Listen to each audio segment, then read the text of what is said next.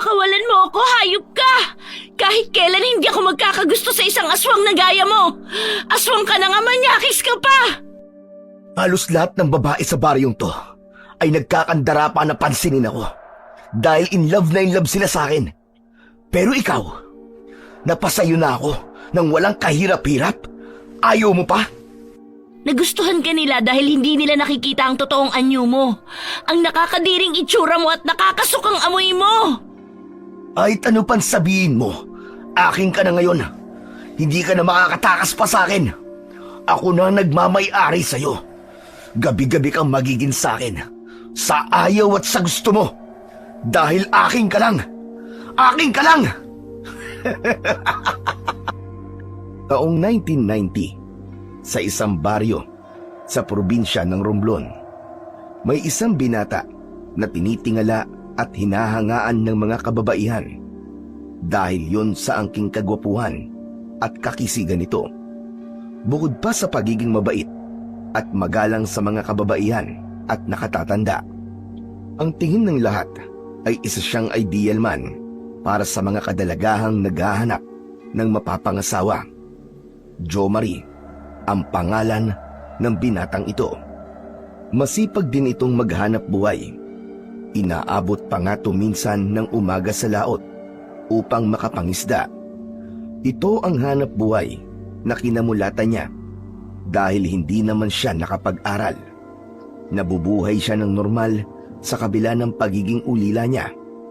Mag-isa lang siyang namumuhay dahil maagang namatay ang kanyang mga magulang. At ang tanging kasama niya sa bahay ay ang kanyang alagang ibon. Dahil siya at ang alagang ibon niya lang ang magkasama sa bahay, kaya ito na din ang madalas niyang kinakausap. Parang tao kung kausapin niya ito. Ang kanyang alagang ibon naman ay para ring tao na nakakaintindi sa mga sinasabi niya. Ito din ang kasama niya sa laot tuwing nangingisda siya. Sabi nga ng mga tao sa baryo nila, swerte ito sa kanya dahil sa hindi ito nawawalan ng huling isda tuwing kasama niya ang alaga niyang ibon. Isang araw ay may dalagang dumating galing ng Maynila sa isang kapitbahay ni Jo Marie. Maganda ang dalaga, makinis ang balat at napakaamo ng muka. Dahil sa mga katangian nito, napansin siya kagad ni Jo Marie. Lihim siyang humanga sa kagandahan ng dalagang si Lian.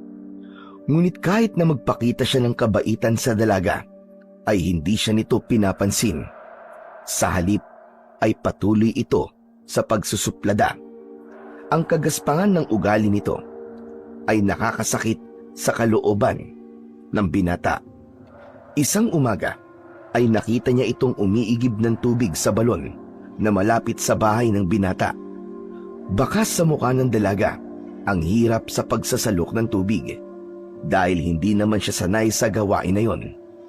Agad siyang nilapitan ni Jo Marie at nag-alok ng tulong.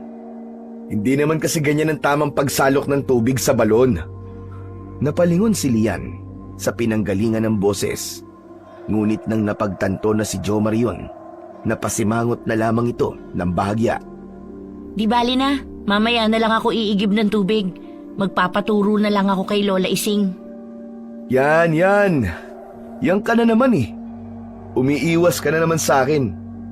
Teka nga, matanong kita. Bakit ba ang init-init ng dugo mo sa akin, Lian? Ewan ko, basta ang alam ko lang, ayoko sa aura mo.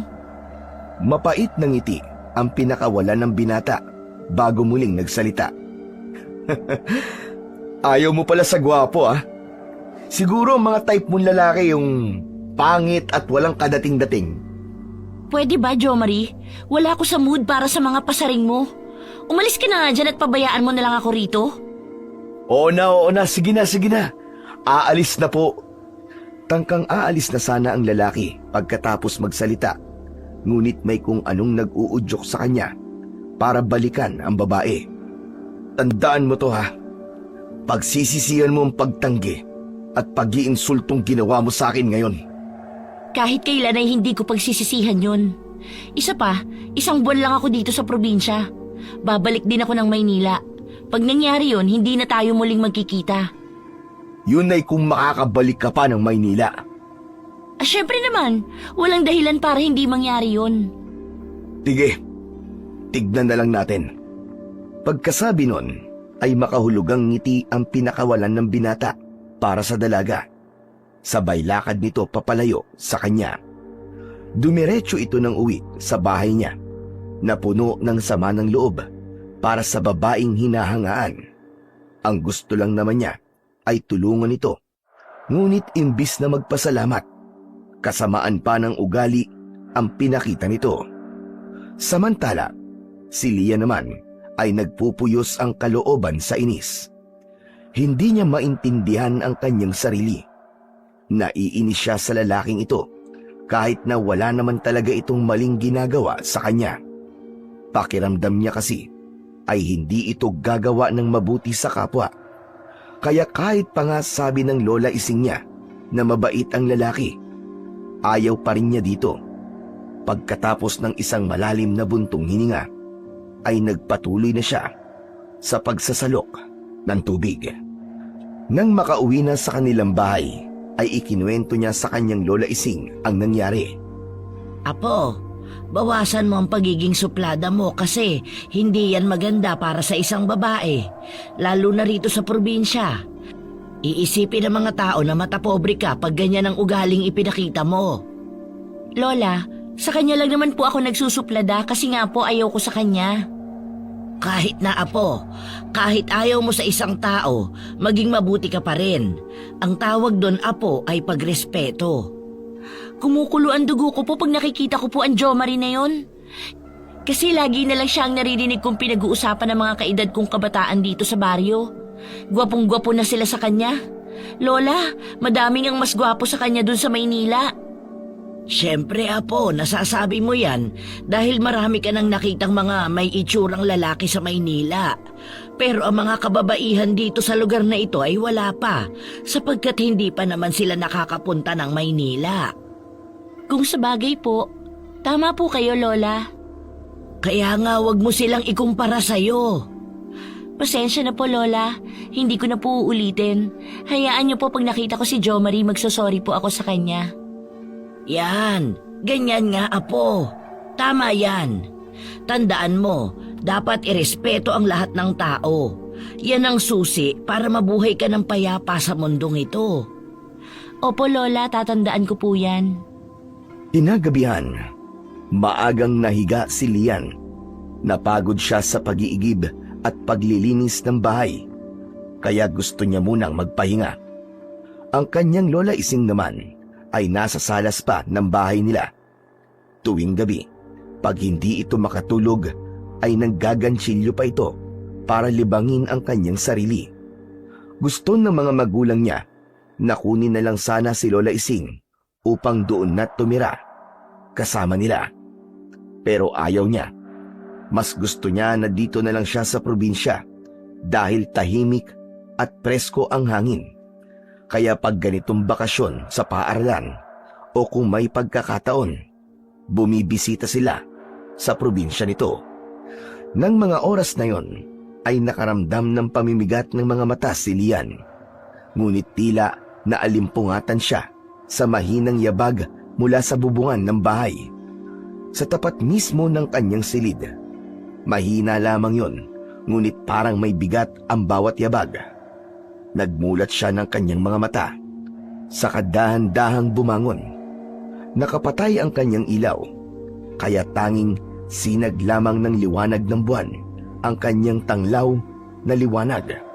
Tumagos ang liwanag ng buwan sa dingding na sawali ng bahay. Mabilis ang tibok ng kanyang puso dahil patuloy pa rin ang kaluskos at tila mga yabag na yon sa bubong ng bahay. Lumakad siya ng dahan-dahan patungo sa gawing bahagi ng bintana. Sa kadahan-dahang binuksan ito, maliit na awang lang ng bintana ang kanyang ginawa. Sapat lamang upang masilip niya ang paligid sa labas ng bahay nila.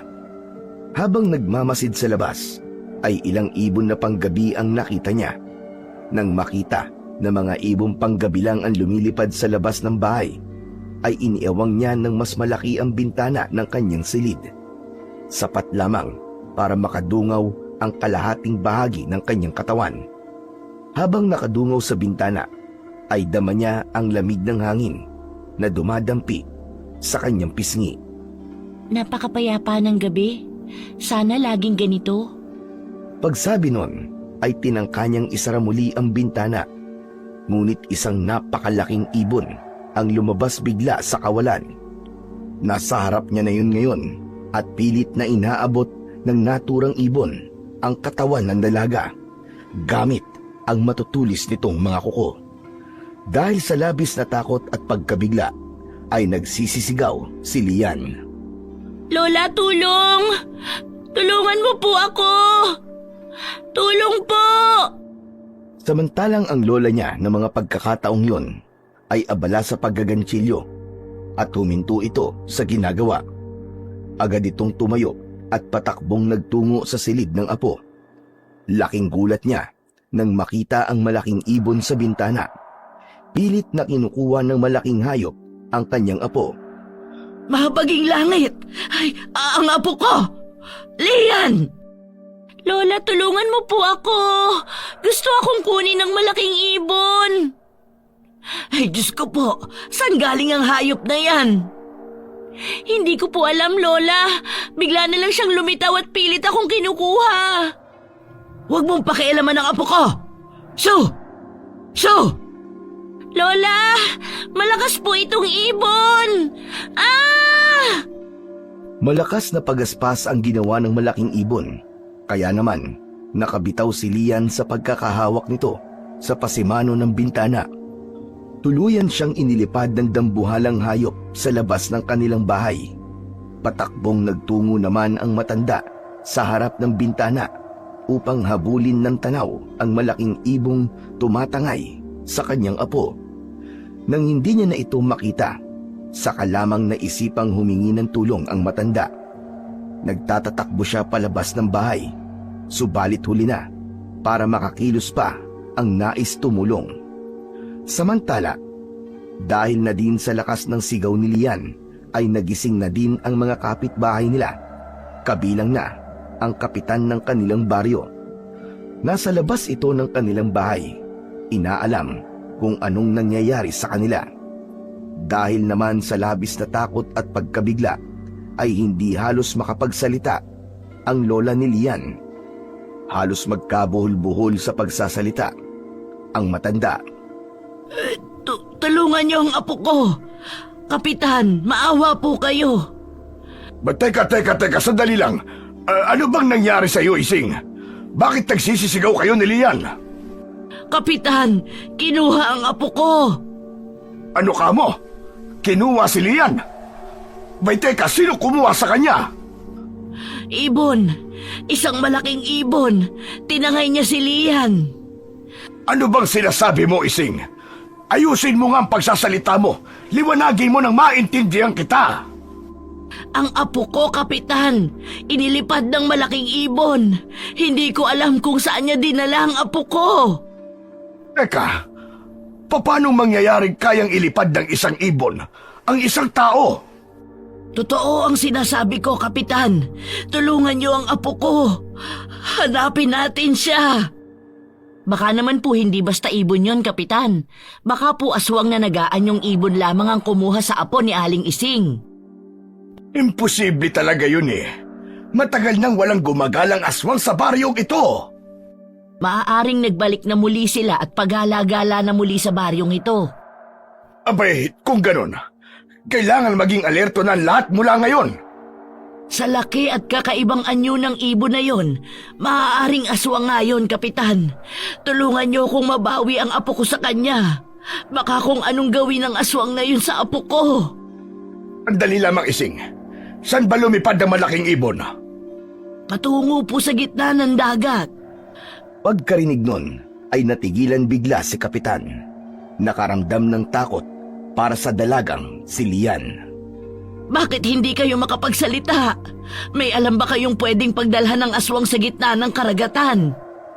Nung araw, may kwento ang mga magulang ko na may isang isla daw sa kabilang bahagi nitong karagatan. Ngunit walang nagtatangkang pumunta doon dahil bali-balita na yun daw ay pinamumugaran ng aswang. Ituro niyo sa akin ang islang yon. Pupuntahan ko kahit saan pa yon. Mahanap ko lang ang aking apo. Mag-unos dili ka, Ising. Mapanganib mag-isang magtungo doon. Ituro niyo na po sa akin, Kapitan. Nakikiusap po ako. Ang kawawang apo ko, baka mapahamak siya.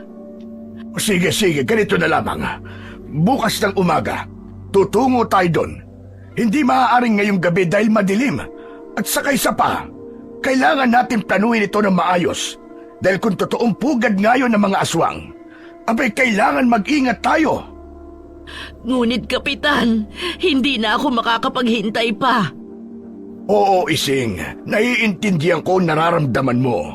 Ngunit sa ngayon, ay kailangan natin mag-ingat sa mga susunod nating gagawin. Dahil kapag hindi natin ginawa yun, ay baka tayo naman na mapahamak sa pabigla-bigla nating desisyon. Naisip ni Lola Ising na tama naman ang sinabi ng kapitan.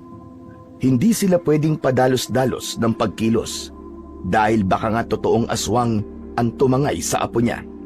Kailangan nilang magplano ng maigi bago puntahan ang isla sa kabila ng karagatan. Dahil sa pag-aalala ay hindi na nagawang makatulog pang muli ni Lola Ising. Nagtungo siya sa pangpang ng dagat. Doon ay tinanaw niya ang kadiliman ng gabi at ang malalakas na alon ng dagat habang patuloy sa pagpatak ang kanyang mga luha. Apo ko, nasaan ka na ba? Nag-aalala na ang lola sa'yo. Wala sanang masamang mangyari sa'yo. Ay! Samantala, ang mga tao naman sa baryo ay hindi na din nagawang makatulog pa. Nag-aabang kung sakaling babalik ang malaking ibon upang ibalik ang dalaga. Inihanda nila ang sibat at mga pana na dadalhin nila bukas sa pagpunta nila sa isla na sinabi ni Kapitan. Gumawa sila ng kwintas na bawang. Inihanda din nila ang maraming asin na iniligay nila sa mga garapon. Kung totoo mang aswang ang makakalaban nila, mabuti na yung marami silang sandatang daladala. Habang naghahanda ang lahat, si Kapitan ay pansamantalang nagpaalam sa mga kabaryo. Umuwi siya ng kanyang bahay upang kunin ang pinakamahalagang sandata niya na minana pa niya sa kanyang mga magulang. Isang medalyon na pangontra sa mga aswang. Matagal niya na yung itinago sa kanyang lumang baul dahil sa tahimik naman ang kanilang baryo. Walang aswang na gumagala sa nakalipas na maraming taon. Ngunit ngayon ay heto siya at naghahanda upang gamitin yon. Malapit nang mag-umaga, lahat ay nakahanda para sa pagtungo nila sa isla. Sumakay na si Lola Ising sa bangka, pati na ang kanyang mga kabaryo. Ngunit bago sila tuluyang makaalis, ay mabilis na tumatakbo si Jomari patungo sa gawin nila. Nang makalapit na ito sa kanila, ay habol hininga ito, kaya hirap magsalita. Lola Ising! Lola Ising! Kapitan! Hindi niyo na po kailangang umalis! Bakit, Jomari? Kailangan naming hanapin ang aking apo. Lola Ising! Kapitan! Si Lian po! Si Lian po! Bumalik na siya! Ay, nasaan ang apo ko? Nandun po siya! Sa harap ng bahay niyo! Nakahiga po sa lupa! Wala po siyang malay, Lola! Dahil sa sinabing yun ni Jomari, agad na bumaba ng bangka si Lola Ising, pati na ang mga kasamahan niya. Patakbong umuwi ng bahay. Sinundan naman siya ng mga kabaryo upang tignan ang kalagayan ng dalaga. Pagkakita ni Lola Ising sa apo, ay napasigaw ito sa labis na awa. Tulad ng sinabi ni Jomari, wala nga itong malay at nangihina ang buong katawan. Kahit anong alog niya dito, ay hindi man lang ito gumagalaw. Apo ko! Anong nangyari sa'yo? Gumising ka, Lian! Ngunit wala pa ding pagkitang kilos mula dito. Nananatiling nakahandusay sa lupa ang dalaga. kaya lumapit na din si Kapitan upang tignan ang kalagayan ni Lian. Idinikit ang hintuturo at gitnang daliri sa pulso ng dalaga. Napailing ito ng bahagya bago muling nagsalita. Hindi maaari ito. Mahina ang kanyang pulso. Kung ganun ay tulungan niyo po ako, Kapitan. Dalhin natin siya sa ospital. Malayo ang ospital, Ising. Malayo dito sa atin. Sa bayan pa yun. Kailangan ni Lian ng agarang lunas ngayon. Ano pong gagawin natin, Kapitan? Susubukan ko kung kaya siyang iligtas ng aking medalyon. Medalyon? Anong klaseng medalyon yan? Ang medalyon na ito ay pangontra sa aswang, kulam gayuma at mga tikbalang.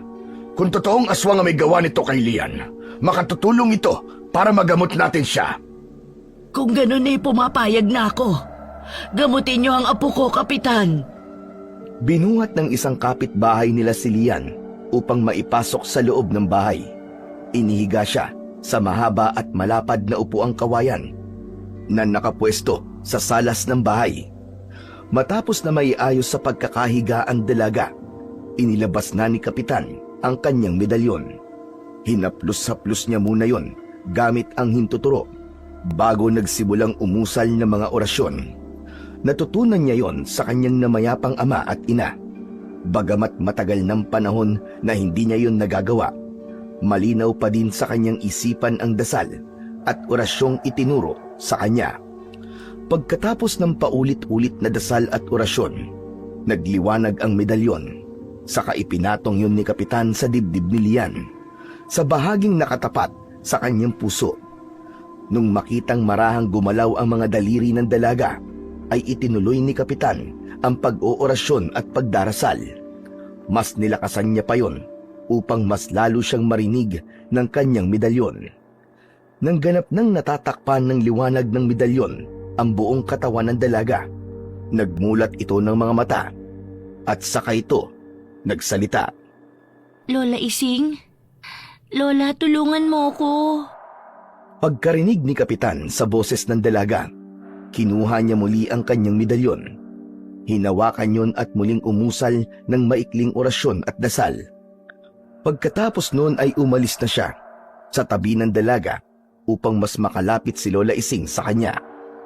Matapos na makalapit ang matanda sa apo, mahigpit na yakap ang ibinigay niya dito. Maya-maya pa ay nagbitaw na din ang dalawa sa pagkakayakap. Anong nangyari sa iyo, apo ko? Saan ka dinala ng malaking ibong kumuha sa iyo? Hindi ko po maalala, Lola. Paanong hindi mo maalala? Alalahanin mong mabuti, apo. May ginawa ba siya sa iyo? Aswang ba ang malaking ibon na yon? Wala po talaga akong maalala, Lola. Basta ang natatandaan ko lang po, pagkatapos akong ilipad ng malaking ibon, nung nasa kalagitnaan na po kami ng dagat, nawala na po ako ng malay dahil po sa takot. Tapos ngayon lang po ako nagising. Magdamag kang nawala, apo. Ganun po ako katagal nawala, Lola? Imposible po. Totoo ang sinasabi ko sa iyo, apo. Kaya labis ang pag-aalala ko sa iyo. Hindi ko po talaga maalala, Lola. Pero dahil nandito na po ako ulit, wala na po kayong dapat alalahanin. Dahil ligtas akong nakabalik. Kahit na nag-aalala ang matanda para sa apo, ay hinayaan na lang niya muna ito. Sa susunod na araw niya na lang ito tatanungin. Sa ngayon, ay hahayaan na muna niya itong makapagpahinga dahil mukhang pagod na pagod ito. Hindi na kita pipiliting alalahanin ang nangyari sa nagdaang gabi. Ang mahalaga ay ligtas ka na ngayon. Salamat po, Lola. Nung nasa gitna kami ng laot, habang nasa ere, akala ko po katapusan ko na. Magpasalamat ka kay Kapitan sa pagliligtas niya sa'yo. Nanghihina ka na kanina, ngunit dahil sa medalyon niya ay maayos ka na ngayon. Maraming salamat po, Kapitan. Walang anuman, Lian. Hindi lang ako ang dapat mong pasalamatan. May isa ka pang dapat pasalamatan, Iha. Sino po? Si Jomari. Si Jomari po? Oo, apo. Aalis na sana kami para hanapin ka nang matagpuan kanya sa labas ng bahay natin. Kaya maging mabuti ka sa kanya mula ngayon. Huwag ka nang maging suplada, ha? Opo, Lola. Nasaan po ba siya para makapagpasalamat ako sa kanya? Luminga ang matanda sa kalipunan ng mga kabaryo nila, ngunit hindi niya na ito makita. Naisip niyang marahil ay umuwi na ito sa bahay niya. Umuwi na yata siya, Apo. Hayaan niyo po, pag lumakas na ang katawan ko, pupuntahan ko na lang po siya sa bahay niya para personal na makapagpasalamat. Pagkatapos na makatiyak ni Kapitan na maayos na ang kalagayan ng dalaga, ay nagpaalam na ito sa maglola. Pati ang mga kababaryo nila ay isa-isa nang umuwi sa kani-kanilang mga bahay. Samantala, si Jo Marie ay umalis sa kalipunan ng mga kababaryo niya nang mag-uumpisang gamitin ni Kapitan ang medalyon niya, sapagkat hindi niya yon kayang tagalan dahil tila nakakabulag ang liwanag na yon para sa kanya. Umiinit ang kanyang buong katawan sa bawat usal ng dasal at orasyon ni Kapitan. Pagkarating niya sa kanyang bahay, ay nagpahid siya kagad ng langis na siya mismo ang nagluto at gumawa. Buong katawan ang kanyang pinahiran upang mawala ang init na nararamdaman niya, dulot ng medalyon ni Kapitan. Ang kanyang ibon naman ay tila balisa din. Paikot-ikot ito sa paglipad sa buong bahay. Parang nararamdaman din niya ang sakit na nararamdaman ng kanyang amo. Ngunit nang maamoy nito ang langis na ipinahid ni Jo Marie, kumalma ito at tuluyan nang nanahimik. Ang binata naman ay nakatulog dahil sa ginhawang dulot ng langis na ipinahid niya sa kanyang katawan. Kinabukasan, matindi na ang sikat ng araw nang magising si Jo Marie. Dahil yon sa sunod-sunod na katok sa kanyang pintuan. Kahit na hindi pa halos maimulat ang kanyang mga mata, ay bumangon na ang binata at lumakad dito patungo sa pintuan. Pagkabukas niya ng pinto, bumungad sa kanyang harapan si Lola Ising. Nakangiti sa kanya ang matanda at may hawak na isang mangkok. Jo Marie, iho. Para sa'yo nga pala. Nagluto ako ng tinolang manok. Marami yung niluto ko kaya naisipan kong bigyan ka. Ay, kayo pala, Lola Ising. Nako naman, nag-abala pa po kayo. Pero, sige maraming salamat po. Wala yun. Ako nga ang dapat na magpasalamat sa'yo dahil sa pagtulong mo sa apo ko. Nako, wala po yun. Hindi na po kayo iba sa akin . Parang lola ko na din po ang turing ko po sa inyo. At si Lia naman po, kahit na masungit at suplada po yun, hindi ko naman po matitiis na hindi siya tulungan. Maalala ko, iho. Paano mo nga pala natagpuan ang apo ko? Iyon po ba? Kasi po, mangyaring sasama po sana ako sa inyo kaya lumabas po ako ng bahay. Hanggang makita ko po ang isang malaking ibon na paparating po. Ayun, nagtago po ako sa malaking puno sa gilid ng bahay nyo. Nang ibinaba na po siya ng malaking ibon sa lupa, wala na pong malay si Lian . May ginawa pa ba ang ibon na yon sa apo ko? Wala naman na po, Lola. Wala na po ako nakita, basta po binaba niya lang sa lupa. Tapos po, lumipad na po papalayo. Nang makaalis na po yung ibon, saka ko naman po nilapitan si Lian. Binuhat ko po sa harap ng bahay nyo, tapos, yun, tumakbo na po ako papunta sa inyo. Sa tingin mo ba aswang ang kumuha sa apo ko? Hindi ko po masabi kung aswang nga po, Lola . Dahil kung aswang ho yun, dapat sana kinain na ng aswang na yun ng puso at atay ng apo nyo. May punto ka riyan. Ngunit base sa sinabi mo, parang may isip ang ibon na yun. Para ibalik niya ang apo ko kung paano niya ito kinuha, talagang nakapagtataka.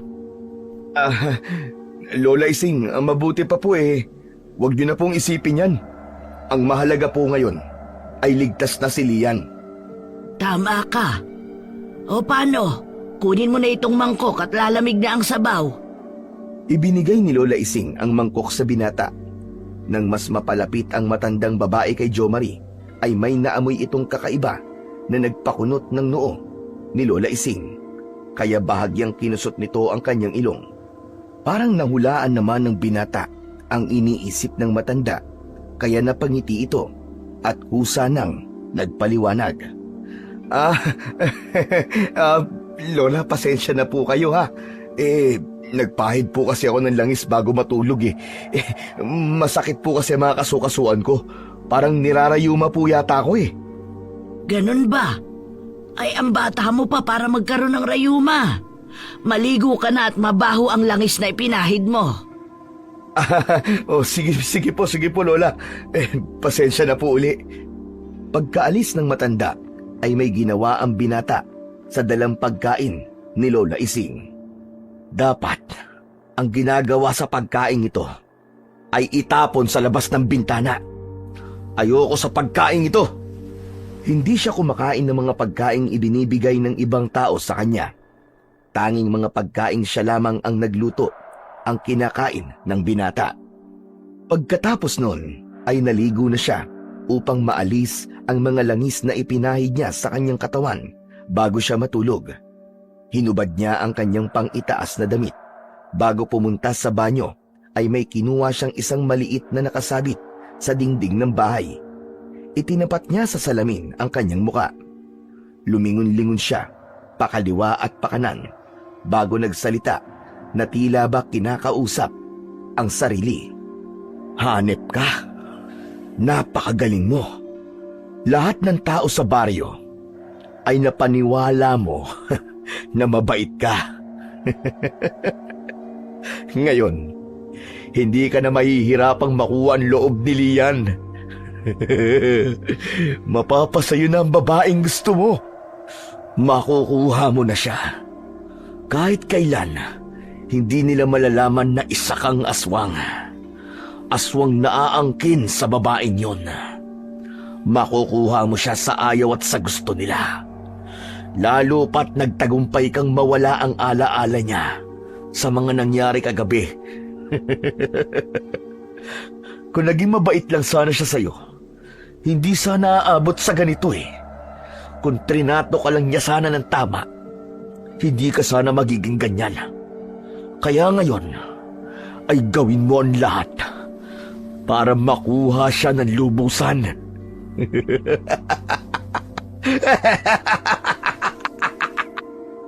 Parang isang baliw na tumatawa ang binata habang kausap ang sarili sa salamin. Pagkatapos ng malalakas na pagtawa na yon, ay ibinaba na niya ang salamin at nagpatuloy sa kanyang gagawin. Naligo siya at nagbihis ng maayos na damit. Wala siyang aaksayahing pagkakataon. Pupunta siya sa bahay ni Lian. Gusto niyang makatiyak na wala pa din itong naaalala. Bago umalis ng bahay, ay may maliit na bote siyang kinuha sa kusina. Dala-dala ang boteng yon, saka nagtungo siya sa bahay ng dalaga. Pagdating niya sa bahay ng dalaga, kumatok siya sa pintuan ng bahay kahit na nakabukas naman na ito. Pagkarinig ng matanda na may kumakatok sa pinto ng bahay nila, ay agad itong lumabas. Nang makitang si Jomari ang nasa labas, mas ibinukas niya ang pinto upang makapasok ang binata. Oh, Jomari, ikaw pala. Napadalaw ka. Opo. Kukumustahin ko lang po sana si Lian eh. Nasaan po ba siya? Nasa kanyang silid, natutulog pa. Ganun po ba? Ay, kung ganun po hindi na po ako magtatagal. Kung gusto mo gigisingin ko siya. Naku, wag na po Lola Ising, wag na po. Hayaan na po muna natin siya makapagpahinga. Dinala ko lang naman po itong nabili ko sa bayan eh.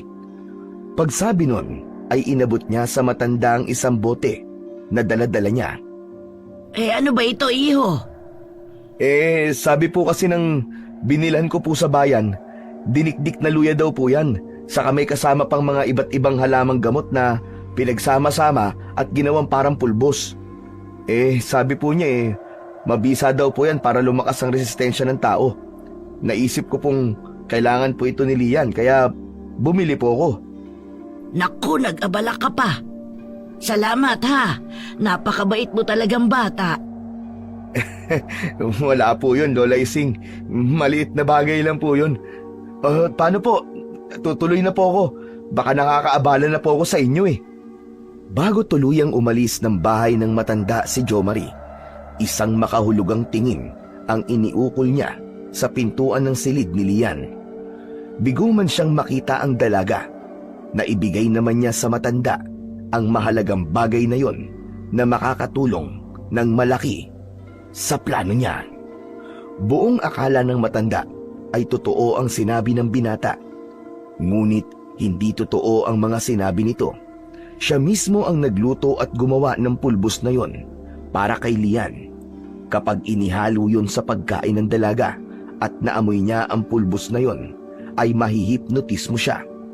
Lahat ng sasabihin niya ay gagawin ng dalaga para sa kanya.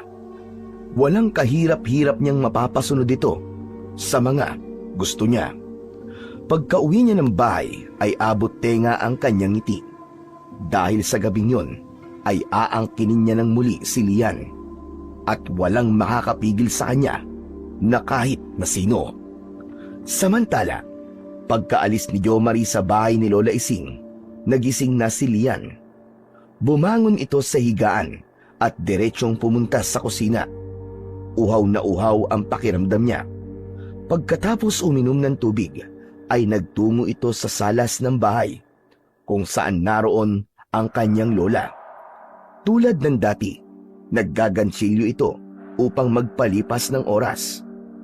Naupo siya sa gilid nito, paharap sa pintuan ng bahay.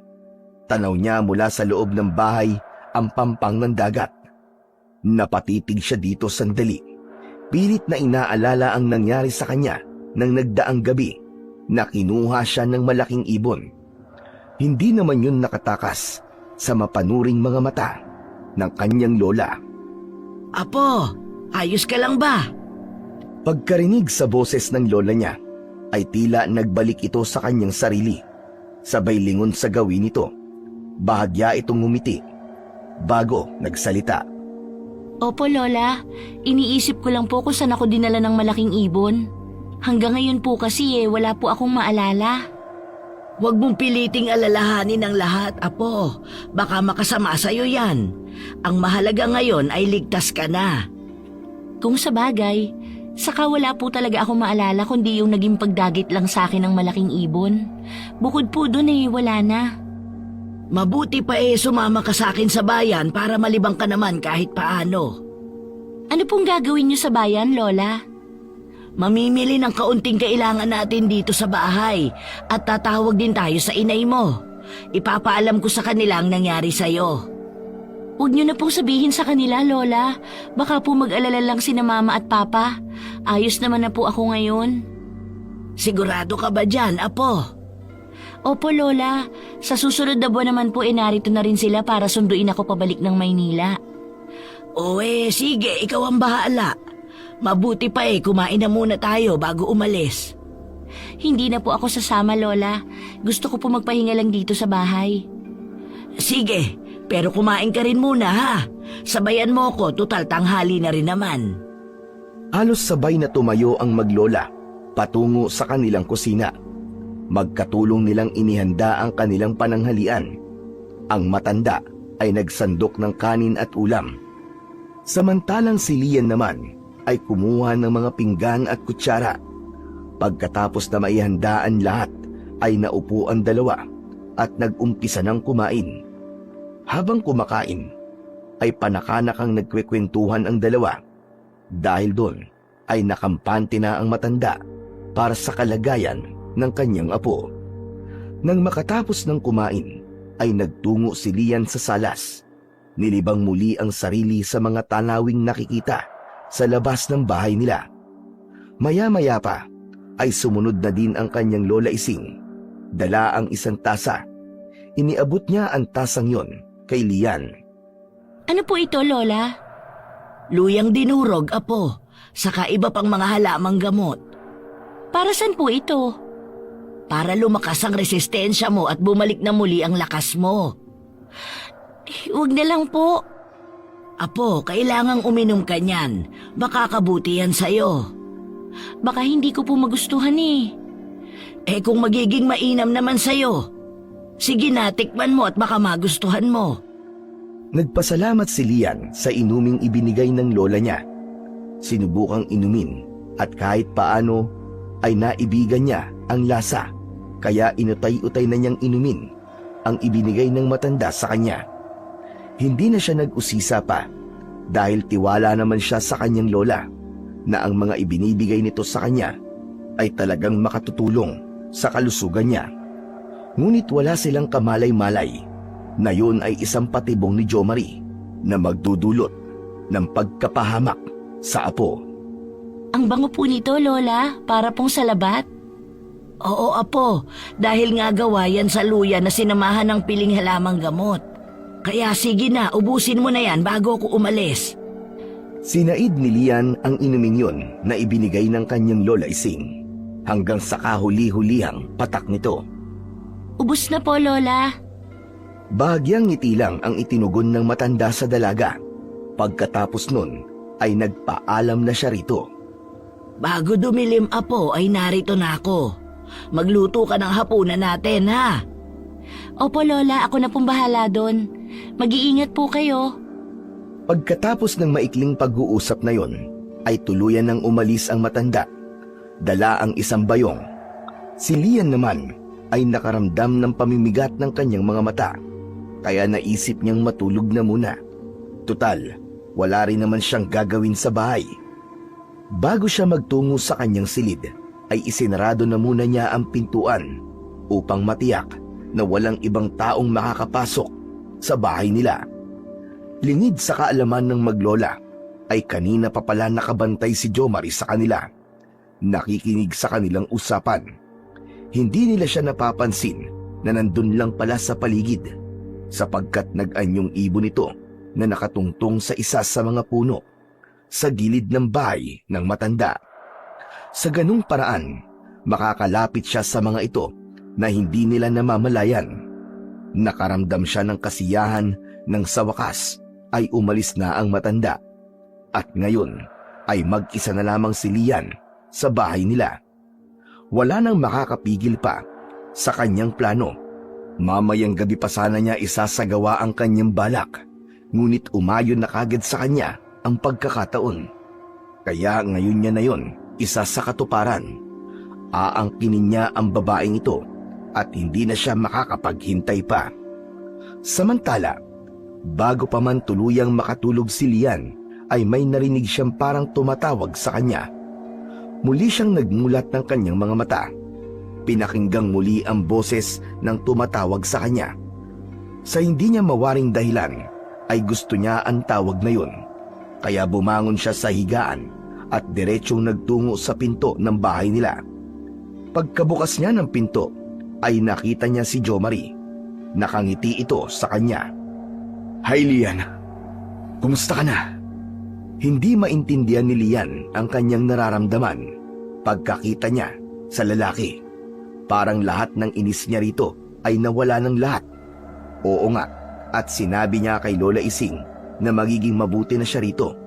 Pero hindi pa ni naman nagbabago ang nararamdaman niya para sa lalaking ito. Ngunit ngayon ay kakaiba. Ngumingiti siya sa pagkakakita rito na ni minsan ay hindi niya ginawa. Mabuti naman.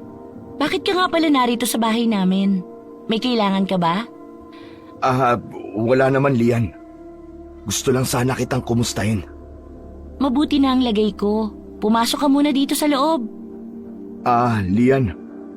Ang totoo, pumunta ako dito para sunduin ka sana. Bakit? Saan tayo pupunta? Sa bahay ko. Nagluto kasi ako ng ginataan langka. Gusto ko sanang saluhan mo akong kumain. Pero kakakain lang namin ni Lola eh. Busog pa ako. Sa susunod na lang. Sige na. Ako nagligtas sa'yo ng gabing kuning ka na malaking ibon. Kaya kahit bilang pasasalamat mo na lang sa akin yun. Pero Jo Marie, huwag mong sabihin na hindi mo ako mapagbibigyan at tatanggihan mo. sige na nga. Pero saglit lang ako sa bahay mo ha. Uuwi rin ako pagkatapos nating kumain. Oo, Lian. Uuwi ka din kagad. Makahulugan ang ngiting pinakawalan ni Jo Marie ng mga sandaling yon. Nakaramdam siya ng tagumpay sa mga plano niya. Pagdating sa bahay, walang sinayang na panahon ng binata. Dinala niya ang dalaga sa kusina. Pinaupo sa upuan sa harap ng isang mesa. Pagkatapos ay inihanda na ang niluto niyang langka. Habang kumakain si Lian, ay may kung anong pulbos na isinaboy ang lalaki sa harap ng dalaga. Matapos siyang maamoy ng dalaga, ay tila natigilan ito. Natulala na lamang. Itinigil ang pagsubo ng pagkain.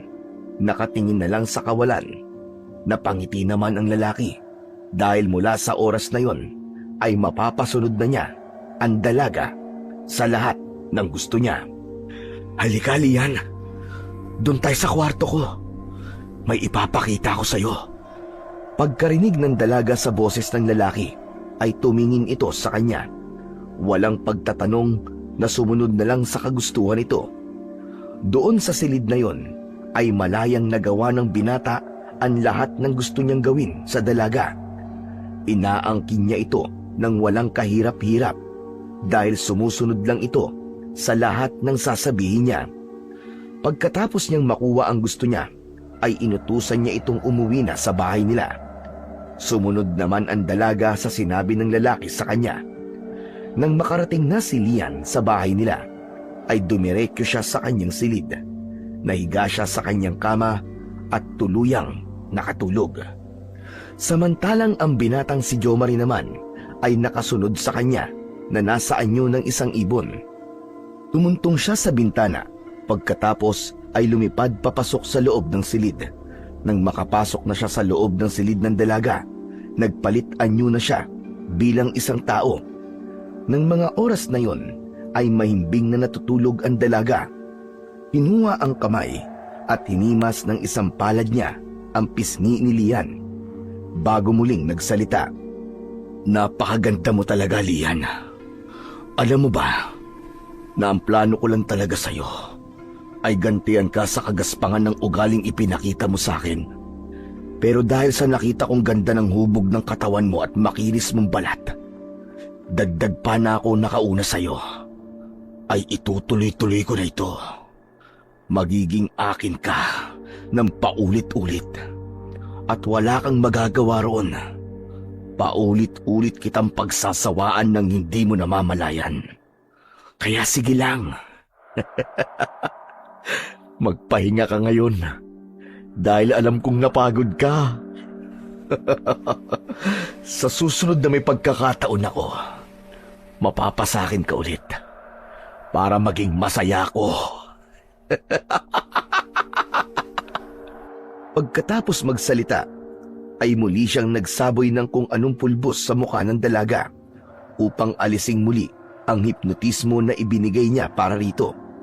Kailangan niyang gawin yon upang hindi rin makahalata ang lola nito.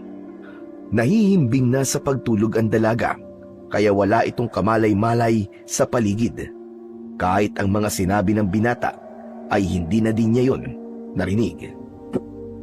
Samantala, pagkatapos ng huling pagsulyap ni Jomari sa natutulog na si Lian, ay nagpalit na muli ito ng anyo bilang isang ibon. Pagkatapos ay muling dumaan sa bintanang nakabukas upang makalabas sa silid ng dalaga. Nagising si Lian, napapadilim na ang paligid. Pagkamulat ng kanyang mata, ay naisip niya agad ang kanyang lola Ising. Naisip niya na paparating na ito galing bayan, kaya kailangan niya nang magluto ng hapunan. Dahan-dahan siyang bumangon sa kanyang kama. Ngunit sa hindi niya mawaring dahilan, masakit ang kanyang buong katawan. Dahil dito ay nahirapan siya sa pagtayo mula sa higaan. Naupo muna siya sandali at binalikan ang kanyang ginawa bago siya natulog kanina. Ngunit hindi mawari kung panaginip lang ba ang pagpunta ni Jomari sa bahay nila o totoo yun. Naguguluhan siya, kaya napahawak na lamang siya sa kanyang ulo. Siguro panaginip lang yun. Imposibleng basta na lang ako sasama sa kanya. Saka nandito ako sa loob ng silid. Tama, panaginip lang ang lahat. Pilit niyang kinumbinsi ang kanyang sarili na panaginip lang talaga yon at nagpa siyang tumayo na upang makapagluto na ng kanilang hapunan. Ngunit sa hindi mawaring dahilan ay masakit din ang kanyang mga hita na para bang may kakaibang nangyari sa kanya. Ano ba talagang nangyari sa akin? Bakit pati mga hita ko ay nananakit? Bagamat hirap sa paglalakad ang dalaga, ay pinilit niya ang sariling tumayo na. Naunang pumunta sa salas ng bahay upang buksan ang pinto. Gusto niyang makapasok ang sariwang hangin mula sa labas ng bahay. Pagkatapos ay nagtungo na siya sa kusina at nag-umpisa ng magluto ng hapunan. Maya-maya pa ay naramdaman niya ang pagdating ng kanyang Lola Ising. Diretso itong pumasok sa loob ng bahay, patungo sa kusina, kung saan siya naroon. Lola, ginabi na po kayo. Ang tagal mapuno ng bangkang maghahatid dito sa atin. Kaya heto, ginabi na ako. Ganun po ba? Hayaan niyo po, sa susunod sasamahan ko na po kayo para hindi na po kayo mahirapan. Pero ayos lang ako, Apo. Kaya ko pa naman.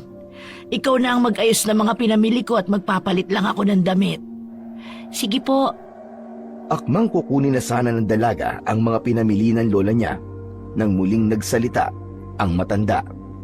Apo, ikuha mo nga pala muna ako ng tubig. Nauhaw ako kakalakad sa bayan. Ngiti lang ang itinugon ng dalaga sa kanyang lola. Pagkatapos ay lumakad na ito patungo sa lagayan ng tubig na inumin. Hindi nito halos maiakbang ang paa sa paglalakad dahil sa iniindang sakit ng katawan at hita. Hindi yun nakaligtas sa mata ng kanyang lola. Anong nangyari sa'yo? Bakit ganyan ka maglakad? Paika-ika ka. Kanina naman bago ako umalis maayos ka. Masakit po ang mga hita ko, Lola. Hindi ko nga po maintindihan Pagkasabi nun, ay nilapitan ng matanda ang apo. Itinapat ng pabaliktad ang palad sa noo nito. Aba, may sinat ka, Apo. Mamaya uminom ka ng gamot pagkatapos natin kumain para hindi na lumalayan. Baka matuloy pa yan sa lagnat. Sige po, Lola. Pagkatapos nun, ay nagtungo na ang matanda sa kanyang silid para magpalit ng damit. Samantalang si Lia naman ay patuloy sa pag-aayos ng pinamili ng kanyang lola. Pagkatapos nito ay nag-umpisa na siyang maghain. Nang maihanda na ang lahat, sa kanya tinawag ang kanyang Lola Ising. Nang makailang tawag na siya sa matanda, ay lumabas na ito. Nagtungo na sa kusina kung saan naroon ang apo. Habang kumakain sila, ay may kumatok mula sa pintuan nila. Kasunod ang mahinang pagtawag dito sa pangalan ng matanda. Nagkatinginan ang dalawa nang mahinuha kung kaninong boses ang tumatawag. Aba, si Kapitan yun ah. Oo nga po, Lola. Ano po kayang sadya niya sa atin? Mabuti pa labasin mo muna at tanungin mo kung anong sadya niya dito sa atin. Pagkarinig sa utos ng matanda, agad na tumalima ang dalaga. Lumakad ito patungo sa pintuan ng bahay. Pagkakita kay Kapitan, ay agad na pinapasok yun ni Lian at pinaupo sa upuang kawayan na pang-isahan. Magandang gabi po, Kapitan. Ano pong sadya niyo at napadalaw po kayo? Magandang gabi din naman sa'yo, Lian. Gusto ko sanang makausap ang lola mo. Nasa kusina po si Lola Sandali po tatawagin ko. Ngunit bago pa man makatayo ng upuan si Lian, naglalakad na ang matanda patungo sa kanila. Naupo ito sa tabi ni Lian, paharap sa kinaroroonan ni Kapitan. Nang marinig niya ang boses nito nang pinapasok ng apo, nagpasya ang matanda na ipagtimpla na kagad ito ng kape. At yun nga, ay dala niya paglabas niya ng kusina. Ipinatong niya yon sa lamisitang nasa pagitan ng mga magkaharapang upuan. Inumin niyo po muna ang mainit na kape na ito, Kapitan. Nako, salamat naman, Ising. Hindi na sana kayo nag-abala pa. Nagpunta lamang ako dito para kumustahin si Lian. Kung may naaalala na ba siya? Sapagkat hanggang ngayon, hindi pa din nawawala ang bulong-bulungan sa baryo na aswang nga ang tumangay sa kanya. Wala po akong naaalala, Kapitan. Ganun ba? Palaisipan pa din sa lahat ang pangyayaring yon, Iya. Hindi mapanatag ang kalooban ng ating mga taga-baryo. Natatakot silang baka mangyari din yon sa mga anak nilang babae. Kaya nagpasya silang puntahan na din ang islang sinasabi ko sa kanila.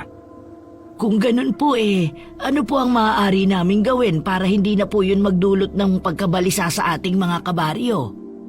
Hinihiling nilang sumama si Lian sa islang yon upang kung sakaling doon nga siya dinala ng malaking ibon, maalala na niyan lahat. Sa ganun matutukoy natin kung aswang ba talaga ang kumuha sa kanya. Pumapayag ba kayo sa kagustuhan ng ating kababaryo? Pumapayag po ako dahil kahit ako gusto ko rin pong maalala na ang gabing yun. Kailan ba ang plano niyong pagtungo doon, Kapitan? Sa araw sana ng Biyernes Ising, kung saan tumapat din sa araw na yon ang kabilugan ng buwan. Sige po, Kapitan. Asahan niyo po ang pakikipagtulungan namin para mawala na rin po ang pag-aalala ng lahat. Kung ganun sige, tutuloy na ako. Yun lang naman talaga ang sadya ko sa inyong maglola. Sige po, Kapitan. Mag-iingat po kayo. Lingid sa kaalaman nila ay nandun si Jo Marie sa gilid ng bahay. Nagpalit ng anyo nito bilang ibon na lumalabas tuwing gabi. Dinig na dinig niya ang planong pagtugis sa hinihinala nilang aswang na kumuha kay Lian. Masama ang tingin na ipinukol niya sa matandang kapitan dahil nararamdaman niya ang anting-anting na dala nito. Nakasabit ang medalyon nito sa kanyang leeg. Buwisit ka, Kapitan. Kahit na anong gawin nyo, hindi nyo malalamang ako malaking ibon na yon. Wala kayong mapapala dahil hindi ako papahuli sa inyo. Ngayon pa na nakuha ko na si Lian, hindi nyo na ako mapipigil pa. Magiging akin siya. Akin siya! Samantala, pagkatapos na makaalis ng matandang lalaki, muling kinausap ni Lola Ising si Lian ukol sa planong binanggit ng kapitan. Sigurado ka bang sasama ka sa kanila, Apo? Opo, Lola. Tulad ng sabi ko po kanina kay Kapitan, gusto ko na pong maalala ang nangyari ng gabing yun. Kung aswang ba talaga yun? Saka isa pa po, Lola, yun lang ang paraan para matulungan ang ating mga kabaryo. Hindi mawawala ang takot sa puso nila hanggat hindi ko maaalala ang lahat. Kung ganon, hindi na kita pipigilan pa. Basta't mag-iingat ka lamang para hindi ka mapahamak. Isang ngiti ang isinukli ng dalaga sa kanyang Lola Ising. Pagkatapos ng pag-uusap na yon, ay nagpatuloy na sa pagkain ang maglola. Pagkatapos kumain, ay nagtuloy na sila sa kani-kanyang kwarto. Nang gabing yon, ay hindi na makatulog si Lian. Balisa ang isipan. Masakit ang kanyang katawan. May hindi maipaliwanag na init siyang nararamdaman. Kaya nagpasya siyang ibukas ng konti ang bintana ng kanyang silid. Sapat na para makapasok ang malamig na hanging panggabi. Dahil sa labis na pagkabalisa, ay naupo na lamang muna siya sa gilid ng kanyang kama habang nakahawak ang dalawang kamay niya sa ulo niya. Pagkatapos na bahagyang isinuklay ang kanyang mga daliri sa kanyang buhok, nag-angat siya ng tingin sa diretso sa bintanang bahagyang nakaawang. Namilog ang kanyang mga mata sa hindi inaasahang kanyang nasaksihan ng mga oras na yon. Kitang-kita niya mula sa maliit na siwang na yon ang pagbabagong anyo ni Jo Marie. Bahagyan man siyang nakakubli sa isang malaking puno, ngunit sapat na upang makita ni Lian ang pangyayaring yon. Mula sa pagiging tao, nagpalit ito ng anyo sa pagiging malaking ibon. Hindi siya maaaring magkamali. Ang ibon na yon ay ang siyang ibon na kumuha din sa kanya. Dahil doon ay mabilis ang naging tibok ng kanyang puso. Doon niya napagtanto na pagpapanggap lang pala ang lahat ng kabutihang ipinapakita ng binata sa kanya at sa kanyang lola. Samantala, dahil sa labis na takot, ay tumayo siya mula sa pagkakaupo. Tinangkang isara ng lubusan ang kanyang bintana. Ngunit bago pa niya yon nagawa, ay nakalapit na ang malaking ibon sa kanya. Gamit ang malalaking kuko, ay hinila niya ang saraduhan ng bintana, sanhi para bumukas ito ng tuluyan. Tumambad sa harap ni Lian ang malaking ibon na unti-unting lumalapit na papunta sa kanya. Lola! Saklolo! Tulungan mo po ako, Lola Ising! Malakas ang sigaw ni Lian na agad namang narinig ng matanda. Agad siyang nagtungo sa silid ng kanyang apo. Habol ang hininga dahil sa pagtakbo at mabilis na kilos. Nakita ni Aling Ising na ibig na namang kunin ng malaking ibon si Lian. Huwag mong sasaktan ang apo ko! Maawa ka! Nandito na naman ang malaking ibon, Lola Ising. Dahan-dahan ang pag-urong ni Lian, samantalang ang malaking ibon naman ay dahan-dahan din ang paglakad papalapit sa dalaga. Kilala ko na kung sino ka pero hindi ko sasabihin sa ating mga kabaryo. Basta't wag mo lang ako sasaktan. Maawa ka sa akin. Ngunit tila parang walang naririnig ang malaking ibon. Patuloy ito sa paghakbang papalapit sa kanya. Gamit ang dalawang mahahabang kuko nito, ay biglang sinunggaban ng dambuhalang hayop ang dalaga. Dinagit nito si Lian at inilipad sa himpapawid. Pagkagulat na may halong takot ang naramdaman naman ni Lola Ising. Wala siyang nagawa dahil natulala siya sa ginawa ng dambuhalang ibon sa kanyang apo. Hindi kinaya ng katinuan ni Lola Ising ang nasaksiyan. Kaya sa sindak at sa matinding takot na nararamdaman ay nawalan siya ng malay. Sa pagkakataong yon, habang inililipad ng dambuhalang ibon si Lian, ay pilit niyang kinakalma ang kanyang sarili upang hindi siya mawalan ng malay. Sa ganon, ay malalaman niya kung saan siya dadalhin ng malaking ibon dahil alam niyang si Jo Marie ang aswang na yon na nasa anyo ng dambuhalang ibon. Natitiyak niyang hindi siya papatayin nito, kundi iba ang pakay nito sa kanya. Tama nga ang sinabi ni Kapitan. Sa isang isla nga dinala si Lian ng malaking ibon. Ibinaba siya nito sa tapat ng isang maliit na kubo. Dahil madilim ang buong paligid, ay hindi mawari ni Lian kung may ibang tao ba sa islang ito o silang dalawa lamang ni Jo Marie ang naroroon. Pagkatapos na luminga sa paligid, nagtungo ang kanyang mga mata sa nakatayong si Jo Marie sa gilid niya, na nasaan yung tao na. Matalim at may halong pagnanasa ang mga tingin na ipinupukol sa dalaga. Bagamat may kaba at takot na nararamdaman si Lian sa kanyang dibdib, ay pilit niyang pinaglabanan yon, lalo na't hindi niya alam kung ano ang tunay na pakay ni Jo Marie, sapagkat wala siyang maalala sa mga nakalipas na pangyayari. Bakit mo ako dinala rito? At anong lugar ito? Dito ang isla kung saan dating naninirahan ng mga kalahi ko. Kalahi mong mga aswang din? Oo, tama ka, Lian. Pero wala na sila eh. Nilipol na sila ng mga antingirong magulang ni Kapitan. Ang mga magulang ko lamang ang nakaligtas. Pero ang alam ng lahat sa baryo, ulila ka na. Yun din ang nasabi sa akin ni Lola Ising. Hindi pa pala? Sinabi ko lang yon para hindi na sila mag-usisa pa. Para wala nang tanong-tanong. Dahil ang totoo, nasa islang ito mga magulang ko. Dito sila nakatira. Ngunit kung iisipin mong masama silang aswang ay nagkakamali ka. Hindi sila pumapatay ng tao. Mga hayop na ligaw lamang sa kabundukan ang pinapatay at kinakain nila. Bakit pinili mong sa baryo manirahan at hindi dito sa isla? Dahil gusto kong maranasan ang buhay na normal, tulad sa isang normal na tao. Nararamdaman kong may mabuti kang puso, kaya nakikiusap ako sa'yo. Ibalik mo ako sa lola ko. Nagmamakaawa ako sa'yo. Hindi maaari, Lian. Mananatili ka na dito kasama ko habang buhay. Dahil hindi na kita ibabalik sa lola mo. Nakikiusap ako sa'yo. Paano na lang ang lola ko? Matanda na siya. Kailangan niya ako. Kasabay ng pakikipag-usap na yon ni Lian ay ang pagluhod niya sa harap ng binata upang pakawalan siya nito. Hindi Lian. Hindi kita pwedeng ibalik sa lola mo. Lalo na ngayong marami nang nakakaalam sa pamilya namin. Kaya hindi na kita maaaring pakawalan pa.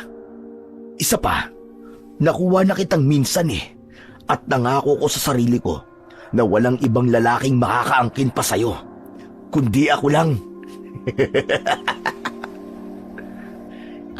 Anong pinagsasasabi mo, Jo Marie? Hindi mo ba naiintindihan? Ha? Hindi mo ba naiintindihan ang sinasabi ko? Ako ang nakauna sa'yo, Lian. Nagawa ko sa'yo ang gusto ko. Sinungaling ka. Wala pang nangyayari sa atin. Una, wala tayong relasyon at hindi ko papayagang mangyari yun. Ama ka, wala nga tayong relasyon. Pero nagawa ko na ang gusto ko. Ang angkining ka, ang magpasasa sa katawan mo. Hindi yan totoo. Wala yung katotohanan. At kailan nangyari yun? Makahulugang ngiti ang pinakawala ni Jo Marie, sabay hagod ng kanyang mga daliri sa pisngi ng dalaga. Hindi mo ba talaga maalala nangyari sa atin, ha? Dun yon sa bahay ko. At ikaw mismo ang pumunta sa akin. Natigilan sandali si Lian sa mga sinabi ng lalaki dahil naalala niya nga na pumunta siya sa bahay nun. Subalit hanggang doon na lang ang naalala niya. Hindi niya maalala ang sandaling may nangyari sa kanila, gaya ng sinabi ni Jo Marie. O ano? Naaalala mo na ba, Lian? Natahimik ang dalaga. Maya-maya pa'y sunod-sunod na patak ng luha ang umagos sa mga mata niya. Unti-unti, nagiging malinaw na sa isipan niya ang mga sinabi ni Jo Marie. Naaalala na niya ang lahat, kung paanong ibinigay niya ang sarili niya sa lalaking nasa harapan niya. Lalong bumukal ang luha sa mga mata ng dalaga. Naroon na rin ang matinding galit sa dibdib na nararamdaman dahil sa ginawang paglapastangan sa kanya ng lalaking kaharap. Hayop ka! Halimaw! Napakawalang hiya mo! Siguro may kababalaghan kang ginawa kaya napasunod mo ako sa gusto mo. Dahil hindi ko na naising ibigay sa'yo ang sarili ko. Lalo na sa gaya mo na isang aswang. Isang halimaw! Huli na ang lahat, Lian. Nangyari na eh. Ibinigay mo na sa akin ang sarili mo. At paulit-ulit ko nang magagawa yun sa'yo ngayon. Dahil tayong dalawa lang dito. Isang ngisi na may pagnanasa ang nakita ni Lian sa mukha ni Jo Marie. Napaurong siya na lalong binalot ng takot ang buong katawan. Hindi siya papayag na gawin ulit sa kanya ang kabuuan na ito. Wag! Huwag kang lalapit! Hindi pwede.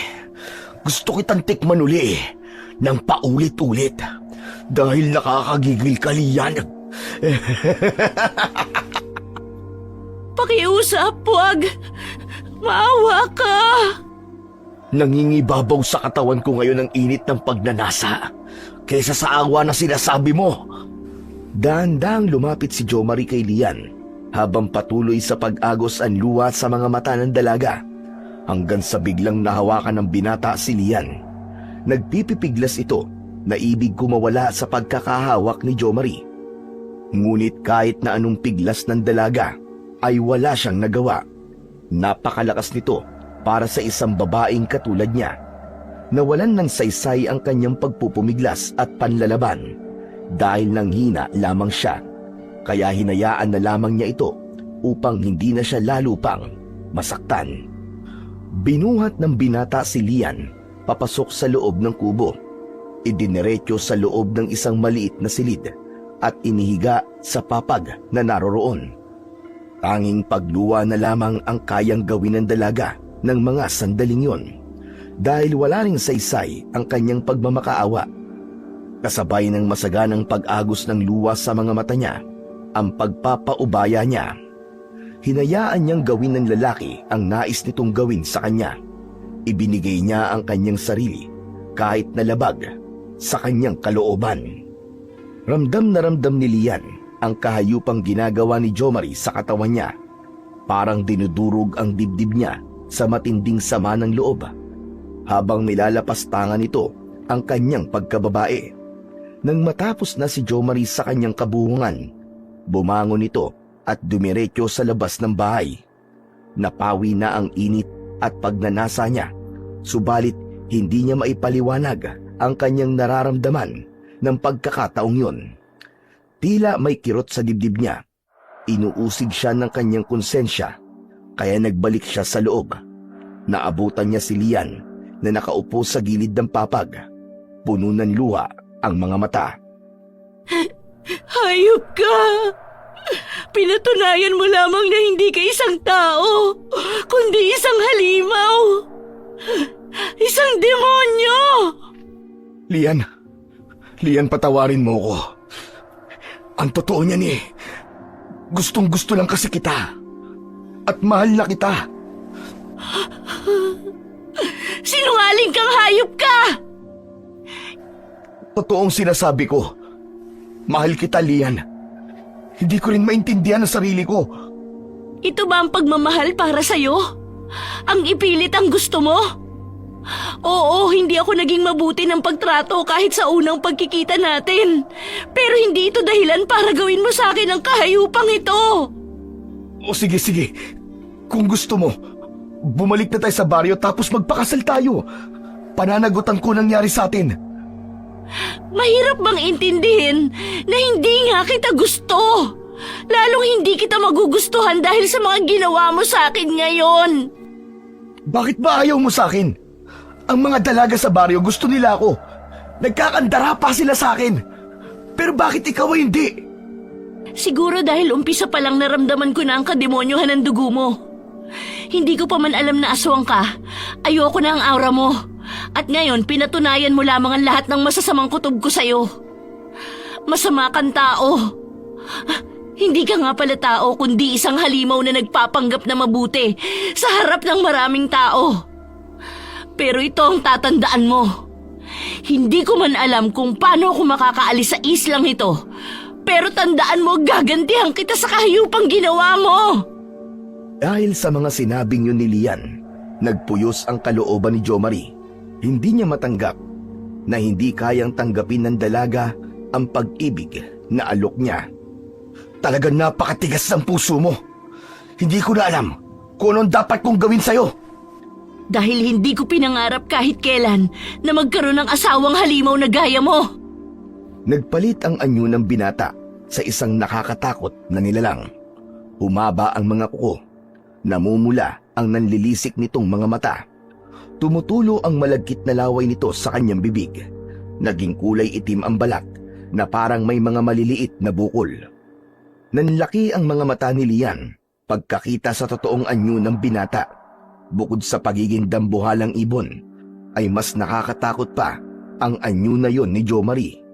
Hindi makapaniwala si Lian na ang lalaking ito ang umangkin sa katawan niya kanina.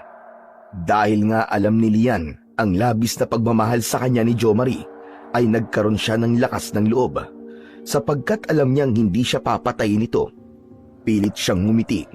Isang ubod pait ng ngiti upang ipakita sa binatang aswang na hindi siya nasisindak anuman ang itsura niya. Kailangan siyang magkunwari. Ngayong ipinakita mo na sa akin ang totoong anyo mo, patayin mo na ako. Total wala nang saysay pa ang buhay ko. Sinira mo na yon. Kaya sige na, patayin mo na ako dahil hindi kailanman kita mamahalin at lalo na ang pakasalan ka. Lumapit pa siya ng gusto sa lalaki at nais ipaubaya ang kanyang sarili. Patayin mo na ako! Sige na! Dahil naman sa nalilitong damdamin ni Jomari na nasa anyo ng isang halimaw, umungol siya ng napakalakas. Nakakatakot yon dahil ang ungol na yon ay pahiwatig na handa siyang pumatay. Subalit hindi niya kayang gawin kay Lian. Pagkatapos ng malakas na pag-ungol na yon, ay nagtatatakbo ito sa labas ng kubo, diretso sa masukal na daan patungo sa kagubatan. Habang si Lian naman ay naiwan sa kubo, umiiyak at nagdadalamhati sa kapalarang sinapit na kailanman ay hindi niya inasahan. Samantala, mahabang oras na nawalan ng malay si Lola Ising dahil kanyang nasaksihan ang ginawang pagtangay ng malaking ibon sa kanyang apo. Nang magkamalay ay agad na nagtungo sa bahay ng kapitan ang matanda upang humingi ng tulong.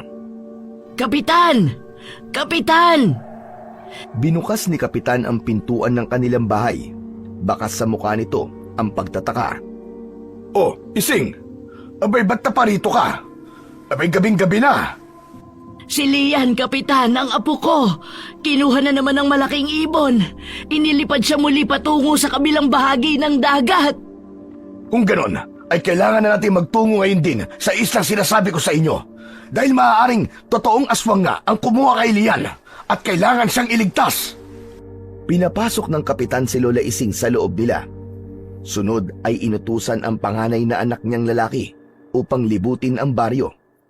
Abisuan ang lahat ng kalalakihan na lulusob na sila sa isla sapagkat ang nangyari kay Lian ay hindi lamang problema ng maglolang Ising at Lian, kundi problema yon ng buong baryo. Sapagkat baka ang susunod na kunin ay ang mga anak o apong babae ng mga naninirahan sa buong baryo. Kailangan nilang mapatay ang aswang na tumangay kay Lian upang matigil na to sa kanyang kalapastanganan at hindi na maulit pa. Pagkatapos na matipon ang lahat ng mga kalalakihan sa baryo, naghanda na sila patungo sa isla. Nagdala sila ng pana at mga sibat na ginamit nila sa pangingisda na siyang gagamitin nila ngayon na panlaban sa aswang. Ang medalyon naman ni Kapitan ay hindi din niya nakalimutang isuot. Yun ang kanilang proteksyon sa aswang dahil hindi nila alam kung ilan ang bilang ng mga ito.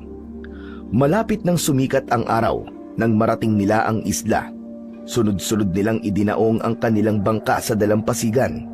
Nag-iwan ng tig-iisang bantay rito upang kung sakaling kailangan nilang tumakas pabalik, madali silang makakaalis. Hindi natin alam kung anong kapahamakan na naghihintay sa atin sa islang ito. Kaya ingatan niyo ang inyong mga sarili, mga kasama.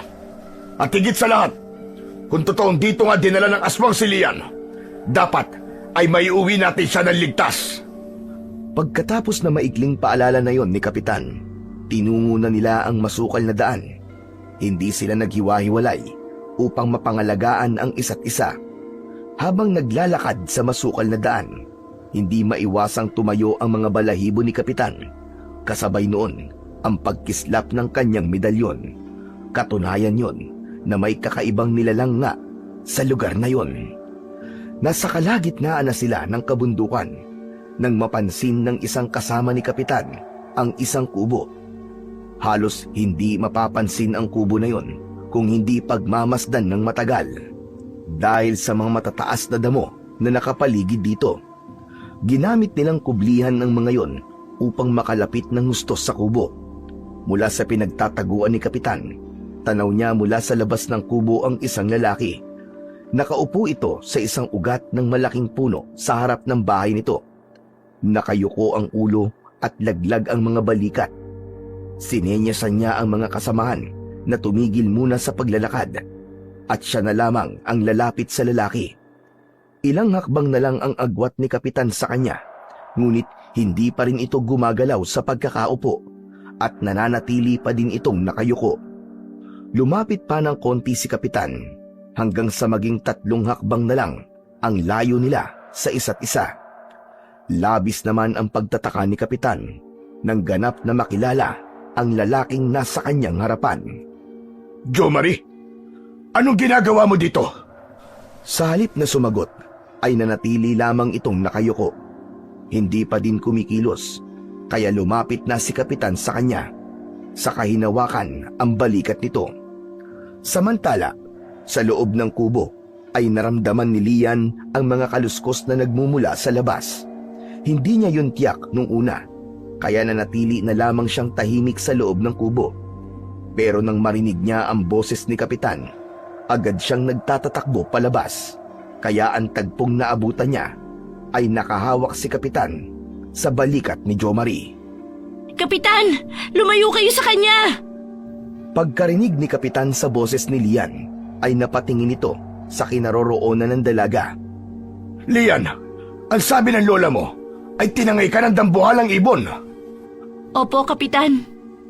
Anong ginawa niya sa'yo? At nasaan ang ibong yon? Mukha namang okay ka.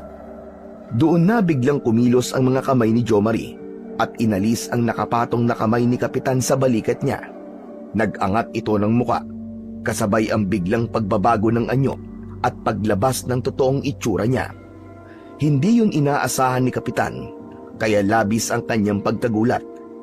Sandali itong hindi agad na nakakilos, kaya yun din ang naging dahilan para tangkain siyang saktan ng binatang aswang. Gamit ang kanyang matutulis na kuko, tinangka niyang ibaon yun sa dibdib ng Kapitan. Ngunit dahil sa suot na medalyon nito, ay hindi yun nagawa ng halimaw. Tila napaso siya sa pagliwanag ng medalyon.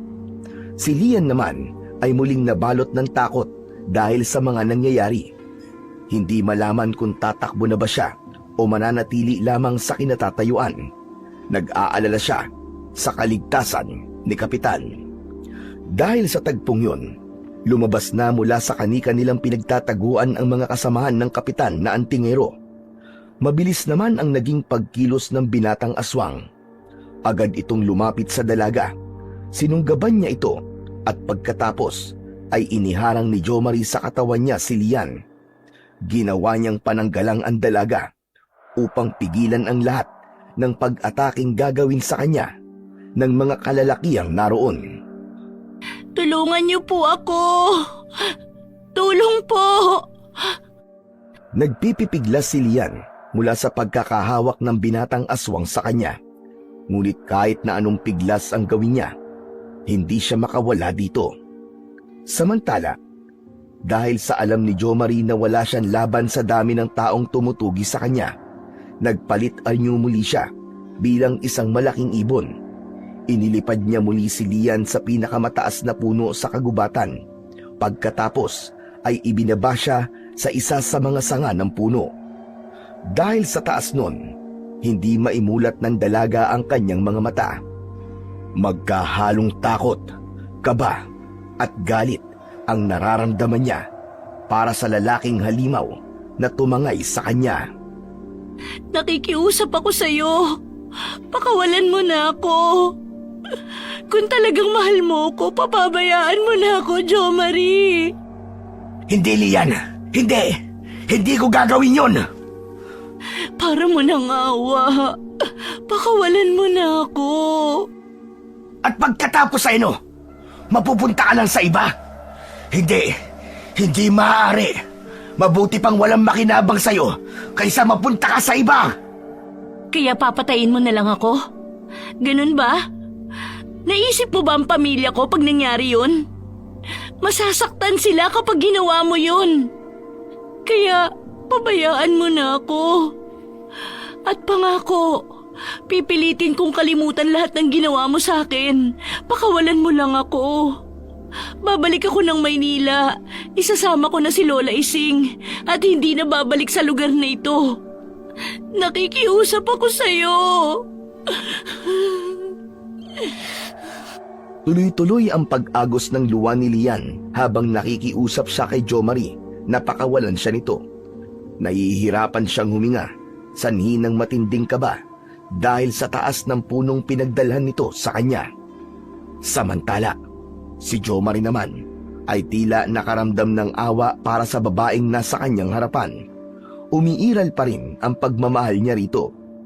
Hindi din naman niya gustong umabot sa ganito ang lahat.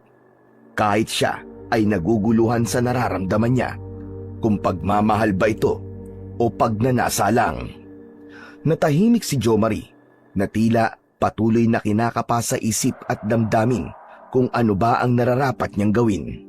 Lalo na't hindi niya mapipilit si Lian para sumama sa kanya at mahalin siya. Halimaw man ang binata, subalit may bahagi pa rin sa kanya bilang isang tao. Merong puso at damdamin. Siguro nga, hindi ko na dapat ipilit pa sa'yo ang nararamdaman ko, Lian. Dahil una, hindi mo ako gusto. At pangalawa, hindi ako normal na tao na kagaya nyo. Walang sino man na magmamahal sa akin ng totoo. Kaya sige, palalayain na kita. Ibabalik na kita sa kanila. Malaya ka na. Hindi makapaniwala si Lian sa kanyang narinig na sinabi ni Jomari. Bigla ay nagliwanag ang kanyang muka. Ang takot na kanina'y nasa kanyang dibdib ay napalitan ng saya at kasabikan na makita ang kanyang Lola Ising. Ganun pa man, Nanatiling tahimik lamang si Lian, naghihintay ng sunod na gagawin ni Jo Marie. Naramdaman na lamang ni Lian na gamit ang paa ng dambuhalang ibon ay binuhat siya. Dahan-dahang lumipad pababa ng puno. Sa kamarahang ibinaba siya sa lupa. Pagkatapos na maibaba ni Jo Marie ang dalaga at hindi na nakadikit ang katawan niya kay Lian, ay sunod-sunod na pana ang tumama sa katawan niya. Halos ubusin ng mga kalalakihan ang hawak nilang armas para tiyakin ang kamatayan ng aswang na si Jo Marie. Nagtamo siya ng maraming sugat sa iba't ibang bahagi ng kanyang katawan dahil sa tama ng mga pana na bumaon sa katawan niya. Hindi na naikampay pa ni Jo Marie ang kanyang mga pakpak, kaya hindi na siya nakalipad pa. Saglit pa ay nagbalik ang anyo niya sa pagiging tao. Nawalan na din ng lakas upang lumaban pa. Samantala, si Lian naman ay nabigla sa bilis din ng pangyayari. Hindi niya inasahan na sa pagbaba pa lang sa kanya ng lalaki ay agad napapaulanan ito ng pana ng mga kababaryo niya. Tila asintado ang mga kalalakihang pumana sa aswang dahil hindi man lang tinamaan si Lian. Nakita niya kung paano nagtulong-tulong ang kanyang mga kababaryo para sa kanyang kaligtasan. Nang makita naman ng mga kalalakihan sa baryo na nakahandusay na si Jo Marie sa lupa, tadtad ng pana ang buong katawan at nag-aagaw buhay, ay itinigil na rin nila ang pagpana dito. Saka magkakasunod silang lumapit, maging si Kapitan. Sa nanlalabong paningin ni Jo Marie at naghahabol na hininga, ay pilit pa rin itong nagsalita habang nakatingin ang Kapitan. Patawarin niyo po ako sa perwisyong dinala ko. Wala kaming kamalay-malay na isa ka palang aswang, Jo Marie. Hindi lang basta aswang, kundi manyakis na aswang. Kapitan, nagmahal lang po ako. Minahal ko lang po si Lian. Kaya lamang hindi niya po ako kayang mahalin. Hindi pagmamahal ang tawag dyan, kundi pagiging makasarili. Buong akala naming lahat ay mabait kang tao. Ngunit sa likod pala nun ay may kasamaan kang tinatago. Ang maitim mong plano kay Lian. Kaya pala ikaw ang unang nakakita kay Lian nung una siyang kinuha ng malaking ibon. Dahil ikaw din pala ang hayop na yon. Napakagaling mong magtagong hayop ka. Naloko mo kaming lahat. Kaya tanggapin mo ang parusang nararapat sa'yo. Hindi na dapat pang binubuhay ang katulad mo. Itinaas ni Kapitan ang kanyang medalyon, saka umusal ng orasyon at dasal. Kasabay ng ritual ay ang pag-ihip ng malakas na hangin. Patuloy siya sa pagdadasal at pag-oorasyon hanggang sa magliwanag ang kanyang medalyon. Nang ganap ng magliwanag ang medalyon, idinikit yon ng Kapitan na antingero sa puso ng binatang aswang. Malakas na tila alulong ng aso ang pinakawalan nito dahil yon sa matinding sakit. Pagkatapos ay nabalot ng matinding liwanag ang katawan ng binata. Saka sumabog ito kasama ng medalyon na siyang katapusan ng kasamaan ng aswang na si Jo Marie. Samantala, mula sa malaking puno ay may 2 pares ng mga mata ang nakakubli sa pangyayaring yun. Gusto man nilang tulungan ang binata, ngunit wala silang magawa dahil maaaring ikamatay din nila kung pakikialaman nila ang sitwasyon na yun. Kaya nagpasya silang panoorin na lang kung paanong patayin ng mga tao ang kanilang anak sa islang teritoryo nila. Nung unang dinala ni Jo Marie ang dalaga sa islang yon, pinagsabihan na nila ang binata, ngunit sadyang matigas ang ulo nito, kaya kamatayan mula sa mga tao ang sinapit niya. Masakit man para sa kanila, ngunit kailangan nilang tanggapin na yun na ang kaparusahan sa kasalanan ng kanilang anak. Samantala, nang masiguro ng mga tao sa baryo na patay na talaga si Jo Marie, saka sila umalis kasama si Lian. Pagdating pa lang nila sa pampang ng dagat sa baryo, nakaabang na si Lola Ising sa kanila, kasama ang ilang mga taga-baryo. Niyakap ng matanda ang apo pagkakita niya rito. Salamat sa Diyos at ligtas ka na, apo ko. Pagkatapos nun, ay bumaling siya sa mga kababaryo na nagligtas sa apo niya. Maraming salamat sa inyong lahat. Tatanawin kong malaking utang na loob sa inyo ang pagkakaligtas ninyo sa apo ko. Walang anuman yun, Ising. Sino ba naman ang magtutulungan kundi tayo magkababaryo? Oo nga pala, Kapitan. Nakilala niyo ba ang kumuha sa apo ko? Oo, Ising. Nakilala namin siya. Subalit, makabubuti ko mamaya na natin pag-usapan. Sa ngayon, asikasuin mo muna ang iyong apo. Tiyak kung pagod siya at may mga tinamong gasgas at sugat. Naisip ni Lola Ising na tama nga ang sinabi ni Kapitan, kaya iniwi na niya si Lian. Tinulungang makaligo at magamot ang gasgas at sugat ng apo. Nang gabing yun, ay hinayaan na lamang niyang makapagpahinga muna ang dalaga at hindi na muna nag-usisa pa. Lumipas pa ang ilang mga araw, ngunit hindi pa din kayang magkwento ng dalaga sa nangyari sa kanya sa isla. Kaya naisipan na ni Lola Ising na magtungo na kay Kapitan. Doon niya itinanong ang mga nais niyang malaman. Tulad ng inaasahan, nagpupuyos sa galit ang matanda nang malamang si Jomari ang punot dulo ng lahat, na ito ang aswang na kumuha sa apo niya. Kaya kahit patay na ito, hindi niya pa din makuwang patawarin. Hanggang sa mabilis na lumipas ang isang buwan, tahimik at madalas nag-iisa ang dalaga. Lagi siyang nakaupo sa tabi ng dagat at nakatanaw lang sa kawalan. Nawala na ang dating sigla at ngiti sa mukha nito.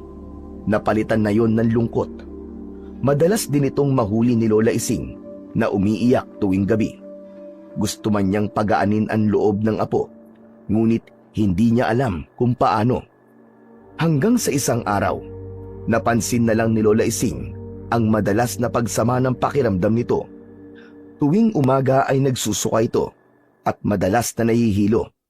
Kaya nabuo ang hinala sa isip ng matanda na baka buntis ang kanyang apo. Apo, alam kong mahirap para sa iyo na pag-usapan ito, ngunit kailangan kong malaman. Bahagyang lumingon si Lian sa kanyang lola na nakaupo sa kawayang upuan. Lumapit si Lola Ising sa apo. Hinawakan ang mga kamay nito. Dahil ang nais niya, magkwento si Lian. Maaaring makatulong yon upang mas mapagaan ang bigat na nararamdaman dahil sa mga nangyari. Subalit mag-uumpisa pa lang na magsalita si Lian, ay tumutulo na ang luha sa kanyang mga mata. Apo, sabihin mo ang gusto mong sabihin. Lola, paano po kung buntis ako? Kung ganun may ginawa sa'yo ang hayop na yon. Maraang tango ang isinagot ni Lian sa kanya.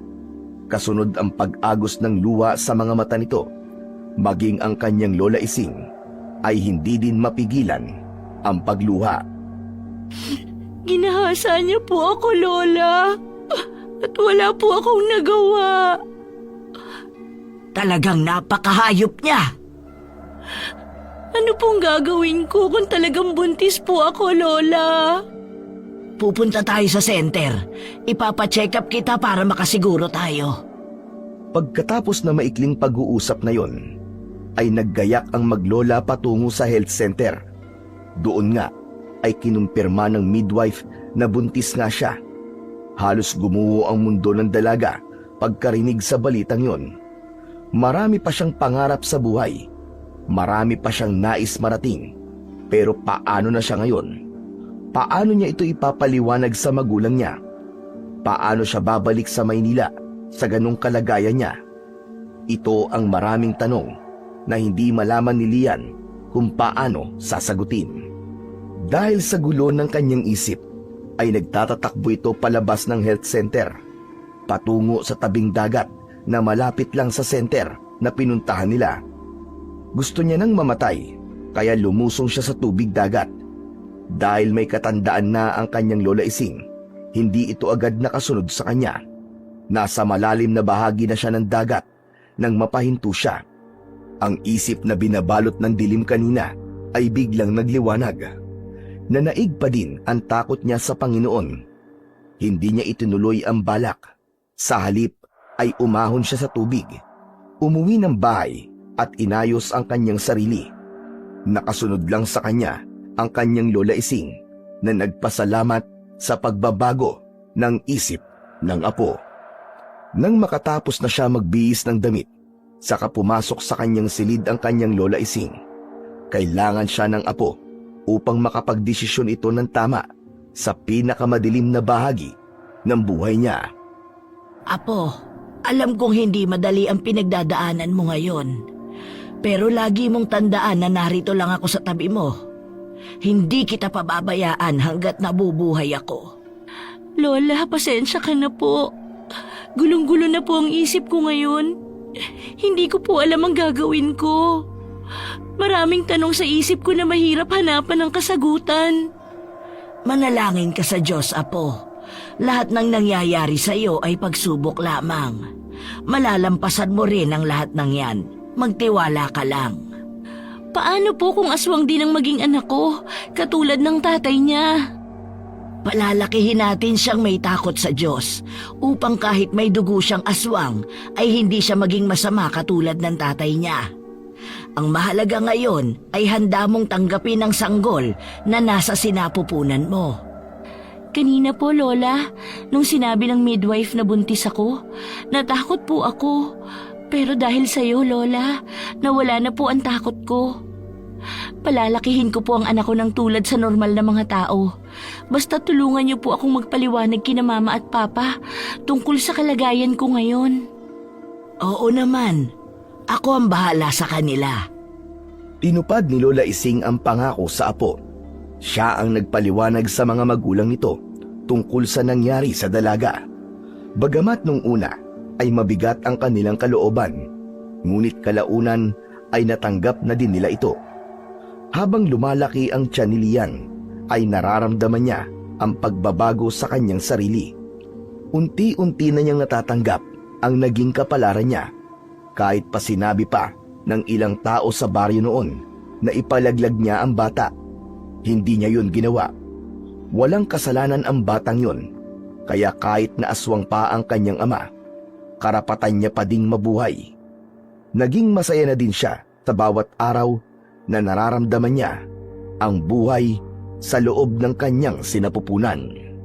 Samantala, ang mga magulang naman ni Jo Marie, lihim na nakasubaybay kay Lian, hindi para kunin ng bata pagsilang nito, kundi para alalayan ito sa panahong kakailanganin sila nito. Sa panahong yun, saka pa lang sila magpapakilala kay Lian, dahil ayaw na nilang guluhin pa ang nananahimik nitong buhay sa kasalukuyan. Alam nilang may tamang panahon para sa lahat ng bagay, at darating yun sa kanila.